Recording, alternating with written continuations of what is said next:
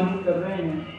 आर्य जी का बहुत हृदय की गहराई से आभार प्रकट करता हूँ और निवेदन करने लगा था कि माताओं ने पुत्र बनाए और बहनों ने बनाए भाई, पत्नी बनकर पति बनाए, ये है तुम में चतुराई।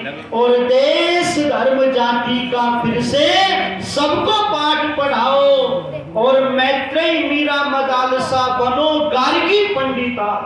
क्या गजब की विदुषी ब्रह्मचारिणी गार्गी पैदा हुई, जिसने शास्त्रार्थ की चुनौती दे दी थी याज्ञवल्क्य के ऋषि को। ब्रह्मवादिनी बेटी गार्गी पैदा हुई, जो शास्त्र से चर्चा किया करती थी, शास्त्रार्थ किया करती थी। तो माताओं ने जहां पुत्र को बनाया है, बहनों ने भाई को बनाया है, तो पत्नियों ने अपने पतियों को भी बनाया है। अपने पति का कभी उनको अवनति नहीं होने दी, उनका उत्थान किया है, उनको कभी भी पतोन्मुख नहीं होने दिया। और पत्नी वही है जो अपने पति की रक्षा करती है, अपने पति के कुल को बढ़ाती है, गौरव को बढ़ाती है। कौन भुला सकता है महात्मा मुंशी राम की पत्नी को? क्या नाम था महात्मा मुंशी राम की पत्नी का? क्या नाम था माताओं बहनों? महात्मा मुंशी राम की पत्नी का क्या नाम था? हमारे प्रधान जी के लिए ताली बजा दो, इन्होंने बता दिया।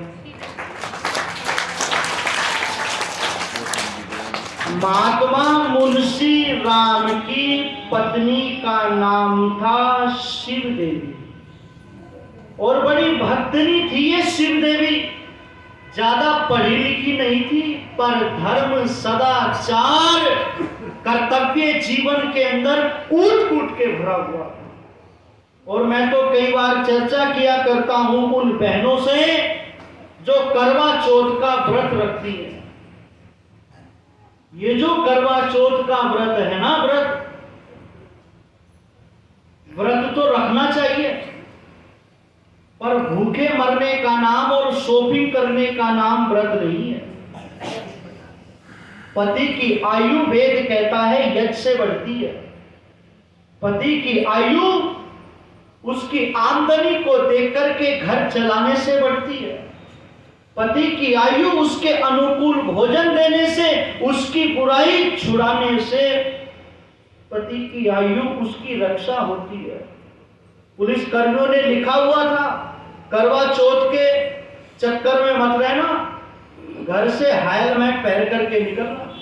बहुत सारे लोगों के हमने देखा है, करवा चौथ का व्रत रख लिया और एक्सीडेंट हो गया, पति की घटना मतलब दिक्कत हो गई। ऐसी भी घटना घटती है, ये हकीकत है। और ऐसी भी घटना घटती है, पति ने करवा चौथ के दिन साड़ी नहीं दिलवाई, गरीब होगा, कुछ दिक्कत होगी, तो पति ने डंडा लेकर के उसकी पिटाई की बढ़िया करके। हाँ, तो मैं निवेदन कर, ये हकीकत है। ये तो व्रत तो करना चाहिए, सत्य का व्रत करना चाहिए, यज्ञ करने का व्रत करना चाहिए, संध्या करने का व्रत करना चाहिए, निंदा चुगली को छोड़ करके अच्छी बातों का हमको व्रत करना चाहिए। तो पत्नियों ने पति को बनाया है। कैसे बनाया है? शिव देवी की चर्चा करने लगा हूं मैं। कल्याण मार्ग के पथिक में स्वामी श्रद्धानंद जी अपनी पत्नी की प्रशंसा कर रहे हैं कि भारतीय संस्कृति रसातल में इसलिए नहीं गई क्योंकि इस देश की पत्नियों का जो सदाचार था, जो तप और त्याग इनके जीवन के अंदर था, उस सदाचार तप त्याग ने इस संस्कृति को रसातल में जाने नहीं दिया। शिव देवी दोपहर का भोजन तो पति की अनुमति से कर लेती थी घर में पीछे, और शाम का भोजन उनको खिला करके बाद में भोजन करती थी। घटना को सुनना बड़े ध्यान से। शिव देवी बड़ी आदरणीय देवी है शिव देवी। और उस समय पर पतोन्मुख हो गए मुंशी राम। एक दिन जो है वो कोठे पर से जो है शराब पी करके नशे में इतने धुत थे कि उनको जो है उनके मित्र लोग सहारा दे करके उनको उनके घर छोड़ करके आए। देवी प्रतीक्षा कर रही थी, जब वो घर पर लेकर के आए तो उनको संभाल लिया और उनको संभाल करके उन्होंने उल्टी भी की और उनके मुख से दूध का गिलास लगा दिया और फिर उनका जो है सर दबाने लगी। तो सर दबाते रात के 2 बज गए हैं। आंखें खुली और आंखें खुली तो देखा कि पत्नी की गोदी में मैं लेटा हुआ हूं। पत्नी से पूछ लिया, क्या तुमने भोजन कर लिया? तो पत्नी ने कहा, अब भोजन करने में क्या रखा है स्वामी जी, आप तो जानते हैं कि मैं रात्रि का भोजन आपको करा करके ही करती हूं। बस यहां से मुंशी राम के जीवन में एक बहुत बड़ा धक्का लगा कि मैं अपने कर्तव्य से कितना विमुख हो गया हूं और ये अपने कर्तव्य के प्रति कितनी जागरूक है। उस शिव देवी का महत्वपूर्ण योगदान स्वामी श्रद्धानंद को बनाने का है। इसलिए मैं निवेदन करने लगा हूं कि बेटियां और बहन और ये पति, इन्होंने समाज को, परिवार को और राष्ट्र के लिए अपने अपने कर्तव्य का पालन करके जो है इस राष्ट्र को और समाज को बचाया है।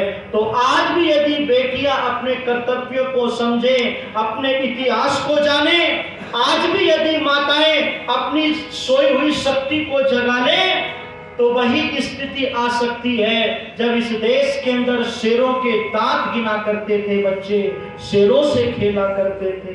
और आज स्थिति क्या हो गई है, बच्चों के नाम तो अच्छे रखे हुए हैं पर बच्चों के अंदर एक डर है, डर। एक बच्चा खड़ा हुआ था चौराहे पर, हमने पूछ ही तो लिया, तुम्हारा क्या नाम है? बोले शेर सिंह। तुम्हारे पिताजी का क्या नाम है? बोले शमशेर सिंह। तुम्हारे दादा का क्या नाम है? बोले दिलेर सिंह। बोले चौराहे पर क्यों खड़े हुए हो? बोले आगे कुत्ता खड़ा हुआ है इसलिए खड़ा हुआ हूं। तो निवेदन करने लगा हूं, नाम तो अच्छे रख लिए पर जीवन में जो है वो अभयता नहीं है, वो वीरता नहीं है। जो माताएं जो है भरा करती थी, माता मदालसा कहा करती थी, लोरियां देते हुए, तू वीर है, तू धीर है, तू शत्रुओं का नाश करने के लिए पैदा हुआ है। ऐसी लोरियां जो है माताएं दिया करती थी, कहानियां सुनाया करती थी। पर आज वो कहानी बंद हो गई है, आज वो लोरियां बंद हो गई है। आज भूतों और प्रेतों की कहानियां सुना रही है माताएं बहनें। आज तो जो है बच्चे उन कहानियों से वंचित होकर के बच्चों के हाथ में फोन है, फोन। और 99% बच्चे फोन के आदी हो गए हैं। अखबार में एक ये सर्वेक्षण निकल करके आया कि हमारे बच्चे 99% मोबाइल के आदी हो गए हैं। छोटे छोटे बच्चों के हाथ में फोन है। यदि उनसे आधे घंटे के लिए कोई फोन भी छीन ले तो वे रोने लगते हैं। वे जो है बहुत उनका जो है विकराल रूप हो जाता है। तो हम बच्चों का ध्यान रखें, ये बच्चे ही तो हमारी संपत्ति है।